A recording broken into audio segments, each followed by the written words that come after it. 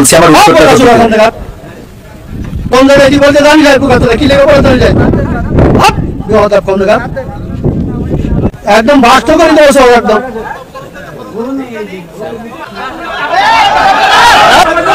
বাংলাদেশে একজন বক্তাকে এক চেয়ারম্যান অকথ্য ভাষায় গালাগাল করেন, এর প্রতিবাদে আপনি কি বলবেন? আমি অনেক আগে বলেছি, যত ডিজাইন যত ঝামেলা সব বাংলাদেশ। ইসলামে আল্লাহ রসুলের হাদিস আছে, মুসলমানদের দল হবে 73টা। কটা বললাম? কথা বলেন 73, 73টা। ওই বক্তাকে যেটা প্রশ্ন করেছিল সেই প্রশ্নটা হচ্ছে যে আপনাদের আলেমদের মধ্যে এত মত কেন? একটা আলেম বলছে সূরা ফাতিহা পড়তে হবে, একটা আলেম বলছে পড়তে হবে না। আপনাদের আলেমদের মধ্যে এত ভাগ বাটোরা কেন? এরপর সেও কোনো এক আকীদার আলেম হবে, জানি না কোন আকীদা, কিন্তু হয়তো তিনি কোনো আকীদা পোষণ করেন। তিনি কিন্তু উত্তরটা এড়িয়ে গেছেন যে আমার পরবর্তীতে কোনো বড় বক্তা আসছেন, আপনি এই প্রশ্ন তাকে করবেন। এর উত্তরে সে গালিগালা করেছে, বাকি আর কি হয়েছে জানি না। তবে দুঃখটা বলে দিই, কোন জলসায় বাংলাদেশেরও উচিত, আমি বাংলাদেশে 15ই অক্টোবর যাব ইনশাআল্লাহ, অক্টোবর মাসে আমার দাওয়াত আছে, কিন্তু আমি শর্ত রেখে দিচ্ছি, আমি যে স্টেজে জলসা করব সেই স্টেজে যে সভাপতি হবে তাকে আলেম হতে হবে, কোনো সাধারণ ব্যক্তি হলে চলবে না। যেহেতু না তার ইলেম কালাম আছে না তার বোঝার ক্ষমতা আছে, ওই রকম মাতালকে গাঁজাখোরকে স্টেজের চেয়ারম্যান যদি স্টেজের সভাপতি করা হয় তা এরকমই হবে। আর বাংলাদেশে এটা আজকে নতুন নয়, এর আগেও স্টেজে বক্তাকে পিটিয়েছে চেয়ারম্যান, এর আগেও এমএলএ এমপিরা মেরেছে, স্টেজে অপমান করেছে, বক্তাকে নামিয়ে দিয়েছে, এর আগেও দেখেছি। ওই জন্যে দুঃখের সঙ্গে বলছি, স্টেজ পরিচালনা আপনার জলসা কমিটি আলাদা হবে, সব হবে, আপনারা সব করেন, টাকা পয়সা সব রাখেন, কিন্তু স্টেজের একজন সভাপতি এলাকার আলেম হোক কিংবা ইমামকে হোক স্টেজের সভাপতি করবেন, সাধারণ লোক সভাপতি হবে না। এটা আমি পশ্চিমবাংলার লোককে মেসেজ দিচ্ছি, একটা সাধারণ লোককে স্টেজে যদি সভাপতি করো তো এইরকমই ঘটনা ঘটবে।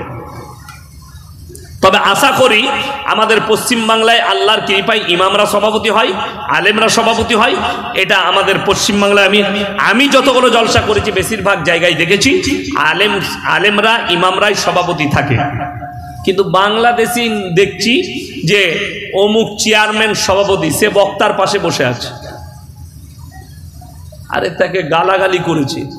এ গালাগালি তো মুনাফেকরা করে, সে তো মুনাফেক, তা না হলে গালাগালি করবে। তার থেকে বেশি দোষ হচ্ছে ওই শ্রোতাগুলো যারা বসে জলসা শুনছিল, ওই গালাগালি অবস্থায় তার পিঠের চামড়াটা তুলে জুতো করে পিটাতে হতো, তাকে বেঁধে পিটাতে হতো, তবে জব্দ হতো। একটা আলেমের সঙ্গে অবশ্যই সে আলেমকে বলতে পাবে, আমি একটা কথা বলবো, আমাকে এই নিয়ে কোনো কথা বলতে পাবেন না যে হুজুর এটা কি এটা কি, আমাকে অবশ্যই বলতে পাবেন, কিন্তু সালিম ভাষায়। একটা ইমাম, আমি যে বললাম যে আলেমদিকে সম্মান করবেন, তার মানে কি আপনি আমার ভুলটা বলতে পাবেন না? ইমামের ভুলটা বলতে পাবেন না? পাবেন, জায়গা আছে, স্থান আছে, কাল আছে, পাত্র আছে। আমরা আমাদের বাপ যদি কোনো ভুল করে আমরা কিভাবে বলি? বে আব্বা ভুল করছিস, এরকম বলা যাবে? বাপকে কি বলতে হবে? আব্বা মনে হচ্ছে জানো এটা একটু ভুল হচ্ছে। যেমন আমাদের মাদ্রাসার মোহতামিম হচ্ছে আমার আব্বাজি, তো কোনো আলোচনা হলে সেই মধ্যেখানে আমি বলি যে জি না এটা নয় এটা হবে, সম্মানের সঙ্গে রিসপেক্ট দিয়ে, যে যেরকম ব্যক্তি। ইমাম সাহেব আপনি বুঝতে পারলেন নামাজে এটা ভুল হয়েছে, নামাজের শেষে ইমাম সাহেবের কামরায় এলেন, আসসালামু আলাইকুম হুজুর, আসবো? আসুন, বসুন। বসলেন, একটা কথা ছিল গোপনে, কেউ কি বলবেন না। কি হুজুর এইটা ঠিক বুঝতে পারলাম না, নামাজে এটা ভুল হলো না। যদি আপনার ভুল হয়ে থাকে আপনাকে বুঝিয়ে দিবে, যদি ইমামের ভুল হয়ে থাকে ইমাম আপনাকে বুঝিয়ে দিবে। আমি আমার জীবনে বলছি, আমাদের গ্রামে মসজিদে একবার ইমাম সাহেব ছিলেন না, তো আমি নামাজ পড়াতাম। ইমাম সাহেব ছুটিতে বাড়ি গেছে। কিসের ছুটি? ঈদের ছুটি। ঈদের পরে আমি জলসায় গেছি, জলসা থেকে ঘুরে এসে ফজরের নামাজ পড়াচ্ছি, কিন্তু আমি গাড়িতে বসে এসেছি। আমার জাঙ্গে একটা ফুড়া হয়েছিল, আমার আর হুঁশ নেই। জলসা করতে গিয়ে না কখন ফুড়াটা ফেটে গেছে, পুরো লুঙ্গিতে রক্ত লেগে আছে। আমি এসে উজু করে নামাজ পড়িয়েছি। আমার পেছনে কোনো এক মুসল্লির লক্ষ্য পড়েছে, সে কিন্তু তখন আমাকে বলেনি, নামাজ পড়ে চলে গেছে। জোহরের সময় আমাকে বলছে যে ইয়াসিন ভাই নামাজ পড়ালেন, কিন্তু আপনার লুঙ্গিতে আমি রক্ত দেখেছিলাম।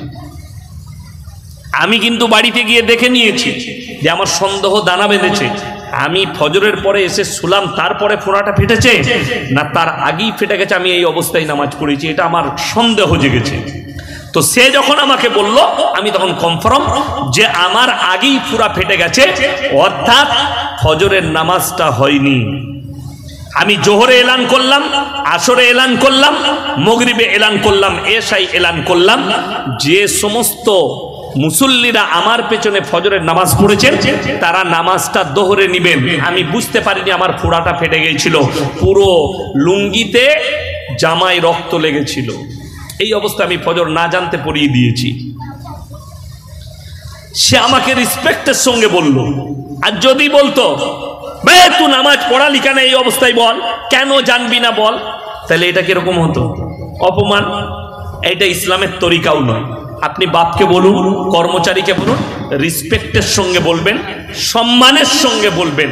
অর্থাৎ আমার ভাই, আমার বন্ধুগণ, আপনারা আমার জন্য দোয়া করবেন, আমি আপনাদের জন্য দোয়া করি। কিন্তু আল্লাহর নবী বললেন, হে হিন্দা, তোমাকে আল্লাহ ক্ষমা করেছেন, আমি ক্ষমা করেছি, কিন্তু মাথায় রাখবে তুমি যতদিন বেঁচে থাকবে তুমি আমার চোখের সামনে কোনোদিন এসো না। তোমার চেহারা দেখলে আমার চোখ দিয়ে পানি চলে আসে, আমার চাচা জানের কথা মনে পড়ে যায়। তাই তুমি জীবনে কোনোদিন আমার কাছে এসো না, আমার চোখের সামনে এসো না। আল্লাহ নবী সাল্লাল্লাহু আলাইহি সাল্লাম চোখের পানি ফেলালেন চাচার কথা মনে করে। আল্লাহ নবী ক্ষমা করতে শিখিয়েছেন, দয়া করতে শিখিয়েছেন, মায়া করতে শিখিয়েছেন। বদলা আল্লাহ নবী সাল্লাল্লাহু আলাইহি সাল্লাম শিখাননি। আজকে মুসলমান এরা বদলা জানে, আমাকে গালি দিলে আমি গালি দেব। অথচ বুখারী শরীফের হাদিসে আছে, কেউ যদি অশ্লীল ভাষা ব্যবহার করে এটা মুনাফিকদের একটা মারাত্মক আলামত। মুনাফিকদের আলামতদের মধ্যে একটা মারাত্মক আলামত হচ্ছে তারা অশ্লীল ভাষা ব্যবহার করবে, গালিগালাজ করবে। আমার বন্ধুগণ, আমার ভাই, আমি আপনাদেরকে অনুরোধ করে বলছি, কেউ অশ্লীল ভাষা ব্যবহার করবেন না। অনেকজন আছে নিজের পরিবারকে গালি দেয়, নিজের স্ত্রীকে খারাপ ভাষায় গালি দেয়, নিজের স্ত্রীকে খারাপ ভাষা বলে ডাকে, তাকে খারাপ ভাষা বলে, তার মাকে গালি দেয়, তার বাবাকে গালি দেয়। তুমি জেনে রেখে দিবে, এই গালি দেওয়ার কারণে তুমি মুনাফিক, মুনাফিকদের দলে তোমার নাম উঠবে। বুখারী শরীফের হাদিসে আছে, তোমার স্ত্রীকে, তোমার বাচ্চাকে, তোমার পরিবারকে, তোমার ভাই বোন কেউ কি তুমি অশ্লীল ভাষায় গালি দিও না। এটা ইসলাম। আজকে মুসলমানের কাছে মদ কি করে হালাল হয়ে গেল, মুসলমানের কাছে গাঁজা কিভাবে হালাল হলো? আমার ভাই, লটারির টিকিট হারাম না হালাল? কথা বলেন, হারাম।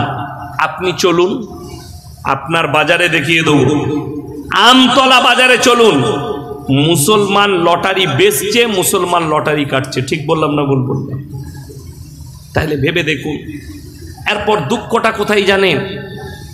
আমাদিকে লোকে প্রশ্ন দেয়, হুজুর, যে লটারির টিকিটের ব্যবসা করে তার বাড়িতে খাওয়া যাবে?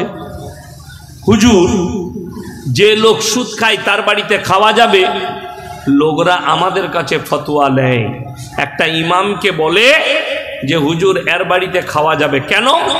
ইমাম সাহেব গ্রামে পালা খায়। কথাটা বুঝতে পারেন? আমি ইয়াসিন বর্ধমান থেকে এসেছি, এখানে সবাই আমার মুমিন ভাই যারা আমাকে দাওয়াত দিয়েছে। এখন আপনারা যখন আমাকে দাওয়াত দিয়েছেন, মেজবানের উচিত মেহমানকে হালাল খাবার দেওয়া।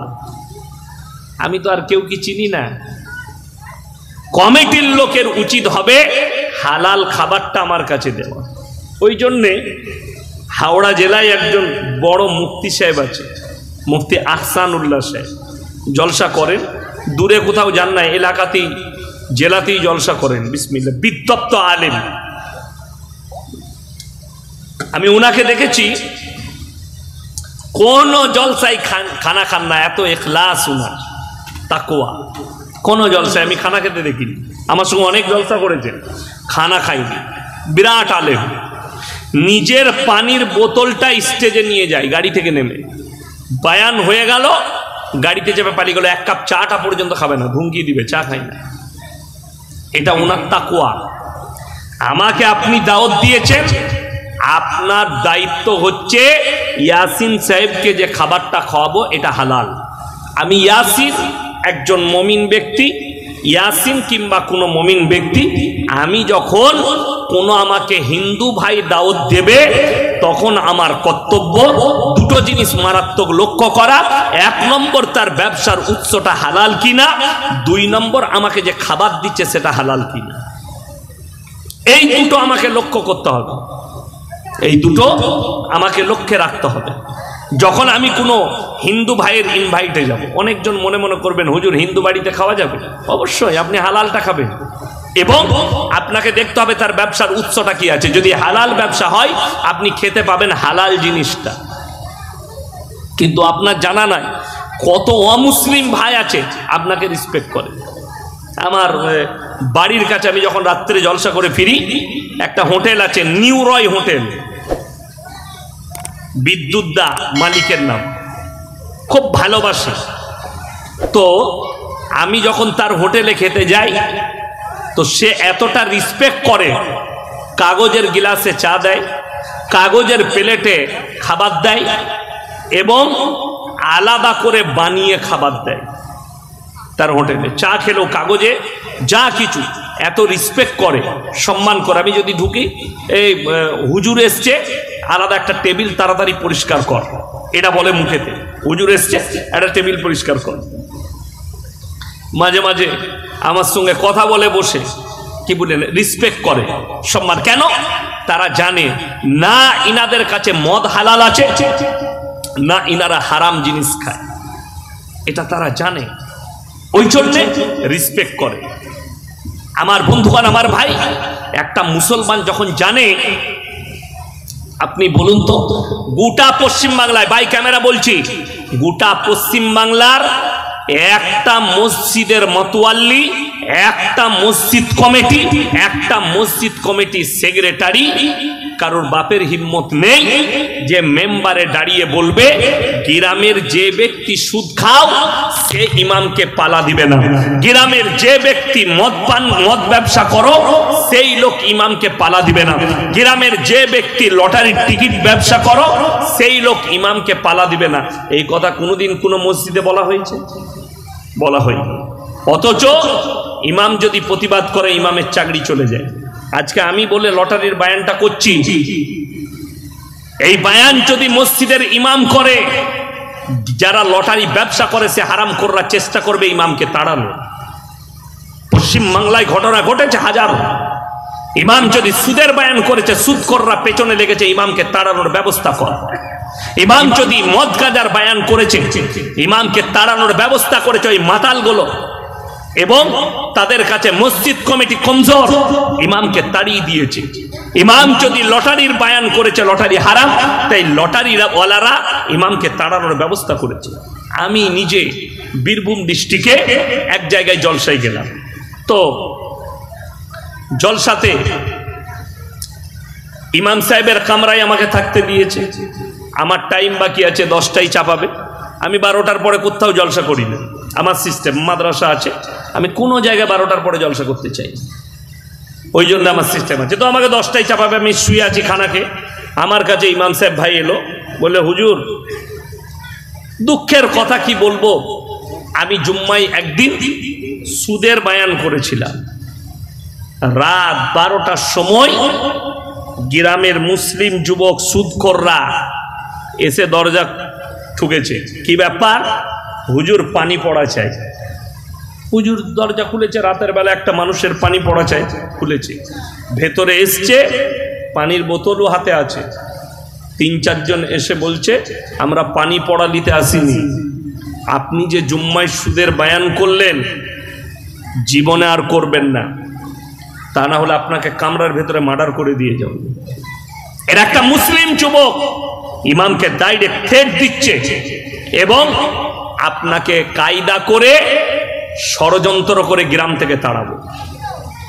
এইরকম পশ্চিম বাংলায় 100টা ইমামের মধ্যে 90টা ইমাম এরকম হারামখোরদের ষড়যন্ত্র শিকার হয়ে তাদেরকে মসজিদ ছেড়ে যেতে হয়েছে। অথচ গ্রামে একটা লোক দাঁড়িয়ে বলে না ইমাম সাহেব হক বলেছে। কোন মসজিদ কমিটি, কোন গ্রাম কমিটি ইমামকে কাগজ লিখে দিতে পেরেছে, দলিল দিতে পেরেছে, একটা স্ট্যাম্প পেপার আমরা সই করে দিচ্ছি, আপনি মেম্বারে দাঁড়িয়ে হকটা বলবেন, কার গায়ে লাগবে কোনো ব্যাপার নাই। আজকে মুসলমান হারাম ছাড়তে পারেনি, তার কারণে একটা হক বললে বলা ইমাম তাকে তাড়িয়ে দেওয়া হয়, একটা মৌলবি যদি হক বলে তার পেছনে ষড়যন্ত্র করা হয়। এইটার কারণে আজকে মুসলিম সমাজ পিছিয়ে, এরা জানেই না। আপনি অবাক হবেন, এই যে আপনার আমরা দেখতে পেলাম 3 দিন আগে পাহেলগাঁও কাশ্মীরে 27 জন নিরীহ হিন্দু মুসলমান মারা গেল তাদের গুলিতে। আজকেই জানাজার নামাজ হয়েছে। নদিয়ার 73 একজন সেনা বীর সৈনিক গুলির লড়াইয়ে জীবন দিয়েছে। আমি দোয়া করেছি আল্লাহ তুমি একে জান্নাতবাসী করো, আল্লাহ শহীদের মর্তবা দাও। আমি মোবাইলে দেখলাম তেনার স্ত্রী কফিনটা ধরে কাঁদছেন। আমি মনে মনে ভাবলাম আল্লাহ তুমি ইনার স্ত্রীকে সবরে জমিল দান করো, যে মারা গেছে সে আর ফিরবে না, এর পরিবার। পাকিস্তানের যে আতঙ্কবাদীরা গুলি চালিয়েছে এরা কোনো মানুষত্বের কাজ নয়, ইসলাম এটাকে স্বীকৃতি দেয় না। এই ভারত, বাংলাদেশ আর পাকিস্তানের মুসলমান এদের কাছে দ্বীনি ইলম না থাকার কারণে এই ধরনের বর্বরতা রকমের কাজ করছে। অথচ কোরআনে আছে কোন মুসলমান নয়, আল্লাহ তাআলা ধর্মের কথা বলেনি। কোন মানুষ, কোন যদি নিরীহ মানুষকে হত্যা করে সে গোটা মানব সমাজকে হত্যা করলো। কেউ যদি কোনো মানুষের উপকার করলো সে গোটা মানব জাতির উপকার করলো। আমার মুসলমান ভাই, এতগুলো প্রাণ চলে গেছে, আমার যুদ্ধের উত্তেজনা বেড়ে গেছে, বর্ডারে যে কোনো সময় যুদ্ধের পরিস্থিতি হতে পারে, যুদ্ধ লাগতে পারে। তবে আমি ভারতবাসী হিসাবে দোয়া করব আল্লাহ এই ভারতের মুসলিমদের বিরুদ্ধে, ভারতের হিন্দু মুসলিমের বিরুদ্ধে যে সমস্ত পাকিস্তানের চর যারা এই বর্বরতার ষড়যন্ত্র আঁটছে, আল্লাহ তুমি ওই পাকিস্তানকে নিস্তে নাবুদ করে দাও। কেন? এই ভারতবর্ষের মাটিতে আমাদের বিরুদ্ধে চক্রান্ত, এটা জেনে রেখে দিবেন। এই পাকিস্তানের গুপ্তচর আজ থেকে 3 বছর আগে আমার কাছে একটা কল এসেছিল, ফোন আমি তুললাম, অতটা জানি না, ইন্টারন্যাশনাল কল রিসিভ করলাম। আমাকে বলছে आपका जो है एटीएम कार्ड लॉक हो चुका है, एक ओटीपी जाएगी वो आप बता दीजिए, उसको हम खोल देंगे। कहां से बोल रहे? बोले हम आरबीआई से बोल रहे। हमें बोललाम हम तुम्हारे बाप हैं, रोजाना हम तकरीर करते हैं और 10,000 लोग बैठकर हमारा तकरीर सुनता है, अब तू हमें चुतिया बना रहा? ये तो हिंदुस्तान का बाहर का नंबर है। তখন আমি ওটাকে ট্রাকে ডাললাম, দেখলাম ওই হারামের আওলাদ পাকিস্তানের একটা এজেন্ট। সাইবার অ্যাটাক আজকে মুসলিমরা, আমি সেদিনে বলেছি হাওড়া জেলায়, জায়গাটা হচ্ছে পাঁচলার কাছে, কালকে আমার আবার পাঁচলায় জলসা আছে। তো সাইবার অ্যাটাক যারা করছে এই শয়তানরা গুনে গুনে মুসলিম এরিয়াগুলোই যাচ্ছে। কোথায় মুসলিমরা আছে ওই জায়গাগুলো। এখন দেখবেন একটা অ্যাপসের মাধ্যমে খেলা চলছে, 1 লাখ টাকা দিলে 1,10,000 টাকা দিবে আপনার 1 মাসে, 10 দিনে, 15 দিনে। এরকম একটা অ্যাপস বেরিয়েছে বিভিন্ন এলাকায়। এখনো আপনাদের এলাকায় আসেনি মনে হয় না? আপনাদের এলাকায় এসছে? আসেনি। সাবধানে থাকবেন, প্রশাসন আপনাকে সাবধান করছে। মোবাইলে ফোন করলেই সাইবার ক্রাইম থেকে নিরাপদ থাকুন, সাইবার কল থেকে নিরাপদে থাকুন। এই সাইবার অ্যাটাক, মোবাইলে একটা অ্যাপস আছে, অ্যাপসটা লোড করবেন। সেই অ্যাপসের মাধ্যমে আপনাকে বলা হচ্ছে আপনি 1 লাখ টাকা লাগাবেন, আপনাকে মাসে 1,20,000 দেওয়া হবে, 1,10,000 দেওয়া হবে। 10,000 লাগাবেন, আপনাকে 15,000 দেওয়া হবে। এইভাবে একটা এরিয়ায় সাইবার অ্যাটাক করছে। সেই এরিয়াতে যখন কিছু মুসলমান যুবক, কিছু হিন্দু যুবক যারা পয়সার লোভী কোটি কোটি টাকা ঢেলে দিচ্ছে, হঠাৎ করে টাকা কয়েক কোটি টাকা নিয়ে উধাও হয়ে যাচ্ছে। ক্ষতি হচ্ছে কার? মুসলমান। আসল কথা, মুসলমানের রোগটা কোথায় জানেন আপনার? মানুষের এমন একটা রোগ, সেই রোগটা হচ্ছে সহজে কি করে আমি বড় লোক হব। এই যে মুসলিমদের আর আমাদের ভারতের মানুষের রোগ, সহজে বড় লোক হব। ওই জন্যে চিটিংবাজিতে ভর্তি, মিথ্যায় ভর্তি। আর চিটিংবাজি বেড়ে গেল এই মোবাইল আসার পরে। ঠিক বললাম না ভুল বললাম? মোবাইল আসার পরে চিটিংবাজি। মিথ্যা কথা বলা হারাম না? হারাম নয়, গুনাহ, হারাম। কিন্তু এখন 100টার মধ্যে 90টা মিথ্যা কথা ম্যাক্সিমাম লোক বলে। মোবাইলে আপনি একজনের কাছে টাকা পান, তাকে বললেন কোথায় আছিস? আছে বাড়িতে শুয়ে, বলে আমি কলকাতায় আছি। কিন্তু হারামখোর ঘরেই শুয়ে আছে, মিথ্যা করে বলছে টাকা দিতে হবে বলে। এই রকম অহরহ মিথ্যা কথা বলছে, আর এরা মনে করেছে মিথ্যাটা কোনোই জিনিস নয়। আমার ভাই, দাজ্জাল আত্মপ্রকাশের পূর্বে এই ধরনেরই ঘটনা ঘটবে, এই ধরনের। এখন দেখুন, কাশ্মীরে এতগুলো লোক মারা গেছে, কিছু লোক এগুলোকে নিয়ে রাজনীতি করছে, তারা নিজেদের ফায়দা লুটতে চাইছে। কিন্তু আমি ভারতবর্ষবাসী হিসাবে আমি দুঃখ প্রকাশ করছি, এটা মারাত্মক ব্যাপার। এবং এটা ভারতের হিন্দু মুসলিমের ওপরে ষড়যন্ত্র, পাকিস্তানের ওই সমস্ত আতঙ্কবাদী দলগুলোর এটা বিরাট বড় ষড়যন্ত্র। এদের মধ্যে বিভেদ লাগাও, হিন্দু মুসলিমের মধ্যে বিভেদ লাগাও। এইটা হচ্ছে পাকিস্তানি এই আতঙ্কবাদী এজেন্টদের কাজ। ওই জন্যে সকলকে সাবধান থাকতে হবে। না, যে মারা গেছে দুঃখ প্রকাশ করুন, সে হিন্দু হোক, মুসলিম হোক, শিখ হোক, দলিত হোক, আদিবাসী হোক। আল্লাহ রসুলের হাদিস শুনালাম, দেখো না কোন ধর্মের, তুমি তার উপকার করো। আমি দেখলাম মোবাইলে একটা কাশ্মীরিদের ছেলে একজন আহত হয়েছে, তাকে পিঠে করে নিয়ে ছুটছে, তাকে পিঠে করে নিয়ে ছুটছে। এবং তাদেরকে এই কিছু লোক বিপদে পড়লে কিছু লোক ফায়দা তুলে, যেটা আমি মোবাইলে দেখছিলাম। ওখান থেকে যারা বিভিন্ন ভারতের বিভিন্ন রাজ্যের মানুষ গেছে, যারা ফিরবে, এয়ার ইন্ডিয়া তার ভাড়াকে 3 গুণ বাড়িয়েছে।